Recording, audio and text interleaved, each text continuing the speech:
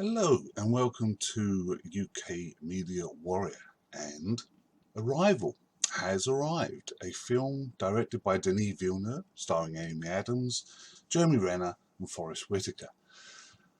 Now this film is perhaps the perfect example of a dramatic, slow burn sci-fi movie. Now slow burns, you've heard that phrase before loads of times. And normally it means this film takes a lot of time to get started and you really have to sit around and wait for the payoff. Arrival is different. Now, bear with me. Arrival is a slow burn all the way through, from beginning to end. But it's worth it. If it's one of those films that makes you think, that you have to be paying attention to, that draws you in to what the actors are giving you on screen and the situations that they are in. It's the story of what happens when alien objects appear all over the world, 12 of them to be exact, in different countries, in different places, and how the world will react. And it follows Amy Adams as a linguist who is hired by the government to try and work out how to communicate with these alien objects. Dr. Banks. I'm Colonel G.T. Weber. You're on the top of everyone's list when it comes to translations. I have something I need you to translate for me. Jeremy Renner plays an astrophysicist who's there to help her in the more technical side of things, and Forest Whitaker is the colonel in charge of the military around them. It's a very confined film. There isn't many people in it. It's only really in one location, but it doesn't suffer from that at all. You really do feel that almost this could be exactly what would happen in the event of aliens arriving on Earth. The actual aliens themselves you finally get to see, and they don't disappoint. They're alien enough, but they're real enough to make you buy them. But the story is really about Amy Adams, who puts in an incredible performance here, trying to figure out their language and trying to stop the world descending into war. Now, this is a non-spoiler review, so that's pretty much as far as I can really go with the story. Otherwise, it is going to start spoiling some things. This is one of those films where you can't really say much about it before somebody has seen it without ruining it. Now, there are two things that I will mention because I feel they have to. This film is going to get an 8 out of 10 from me, almost a 9, but I'm going to go with an 8, but almost a 9. The flavour of this film is, it's like a combination of When the Earth Stood Still and Contact. It's a thinking man's sci-fi film. Okay.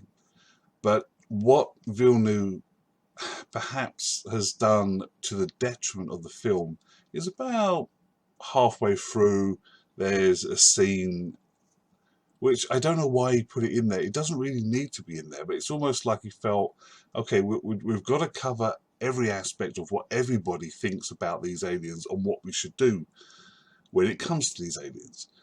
So we've done a lot over here with Amy Adams. We've done this bit here with these people. What about these people? What would these people do? And he launches into like a 5-minute, 10-minute section of the film, which just feels totally out of place. You'll know it when you see it. And it just doesn't add anything to the film. In fact, for me, it sort of was rather jarring and sort of took away from the flow that I'd got used to with the film. The second thing I want to mention is the twist. And there is a twist. And it's quite a substantial twist. And it's fantastically done. I mean, it's elegant, it's smooth, it doesn't force itself on you. It sort of leads you to it through the course of the film.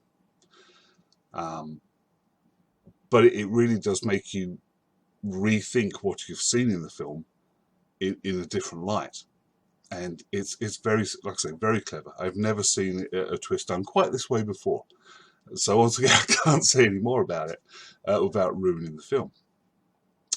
Now, Jeremy Renner, I actually like Jeremy Renner. I think he's a rather undervalued actor in Hollywood at the moment. He never seems to get a really decent lead role. He's always like the supporting character in Mission Impossible and the Avengers and that sort of thing. He never, unfortunately, seems to get a lead role for himself, and I think he deserves it. I think he's a very good actor.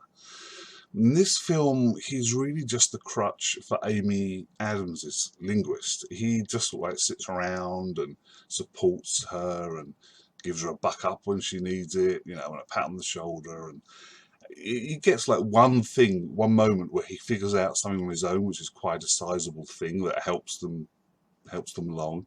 But that's pretty much it. Otherwise, he's just in the background being helpful, which is fine, and it's a needed role. Somebody had to play it, but I just feel they could have given him something more to do, and his character doesn't really get fleshed out too much until towards the end. When's the last time you did something stressful? Does now count? But this is the thing. This film, really, there isn't much more to say about this film because it's so deep and so thoughtful. You have to see it to understand it. I could basically give a spoiler review here and just relate the premise of the film, but it wouldn't take very long, and you might think, well, that's it? It only took him like 2, 3, 4 minutes to basically lay out the plot of the film. Well, that's going to be a crap film. Well, no, it isn't. Believe me, it is not a crap film. It's a fantastic idea. Yeah, okay, the plot might not be the most, you know, deepest we've ever seen, and you might have seen alien invasion films and alien arrival films before, but this is done totally different color, totally different feel and taste and flavor to this. And it, like I said before, it's a thinking man's sci-fi film, like Contact. That was very diverse. A lot of people didn't like it. A lot of people thought it was slow and boring. I quite liked it. I thought it was done quite cleverly. The Day the Earth Stood Still, it has flavors of that, of what the aliens were there on Earth for. So I would definitely advise seeing this film. I really would. It's another one of those films like Hell or High Water that came out earlier this year, which I was praising constantly because it's one of my favourite films of this year. It's fantastic.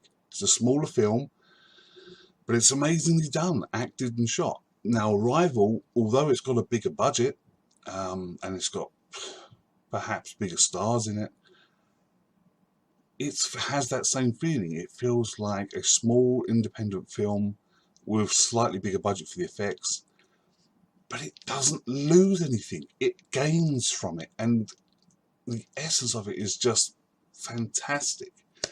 Okay, that's pretty much really all I can do in this review without making it a spoiler.